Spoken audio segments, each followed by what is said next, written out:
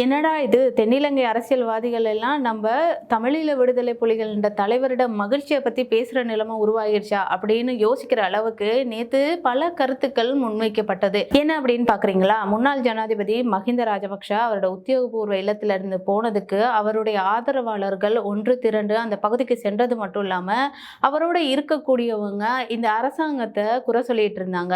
இப்ப தமிழீழ விடுதலை புலிகள் என்ற ஆதரவாளர்களையும் அதனுடைய தலைவரையும் பத்தி பேச ஆரம்பிச்சிட்டாங்க. என்ன அப்படி பேசியிருக்காங்கன்னு பார்த்தோம்னா, மஹிந்த ராஜபக்ஷண்ட ஊடக பேச்சாளர் சட்டத்தரணி மனோஜ் கமகேதா இந்த கருத்துக்களை முன் வச்சிருக்கிறாரு. அவர் இந்த கருத்துக்களை முன்வைக்கும் போது நிறைய விஷயங்களை சொல்லியிருக்கிறாரு. அதுல என்ன சொல்லியிருக்காரு அப்படின்னு பாத்தீங்கன்னா, இந்த அரசாங்கத்துக்கு இந்த நாட்டுல 1000 பிரச்சனை இருக்கு.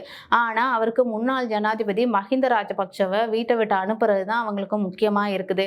இவங்க நாட்டு மக்கள் கொடுத்த வாக்குறுதியை நிறைவேற்றத்துக்கு பதிலா தமிழீழ விடுதலை புலிகளினுடைய ஆதரவாளர்களுக்கு வழங்கிய வாக்குறுதிகளை நிறைவேற்றுறதுல தான் ஆர்வம் காட்டுறாங்க. இயக்கத்தின் ஆதரவாளர்களா இருக்கக்கூடிய புலம்பெயர்ந்தவர்கள் இவங்களுக்கு சொல்லியிருக்கலாம், அவங்கள சந்தோஷப்படுத்துறதுக்காக தான் இந்த அரசாங்கம் இப்படி எல்லாம் பண்ணுது. இருந்தாலும் நாங்க எதுக்கும் பயப்பட மாட்டோம். நாடாளுமன்றத்தில் இந்த முன்னாள் ஜனாதிபதிகளுக்கான சலுகைகளை ரத்து செய்யக்கூடிய சட்டமூலம் நிறைவேற்றப்பட்ட 24 மணித்தியாலம் அல்லது 48 மணித்தியாலத்துக்குள்ள நாங்க வீடை விட்டு வெளியேறதுக்கு எல்லாமே தீர்மானிச்சிட்டோம். நாங்க இந்த உத்தியோகபூர்வ இல்லத்தை விட்டு வெளியேறி எங்களோட சொந்த வீட்டுக்கு போறதுக்கான ஏற்பாடுகள் எல்லாமே நாங்க உடனடியாக செய்துட்டோம். ஸோ நாங்கள் யாருக்கும் பயப்பட மாட்டோம்.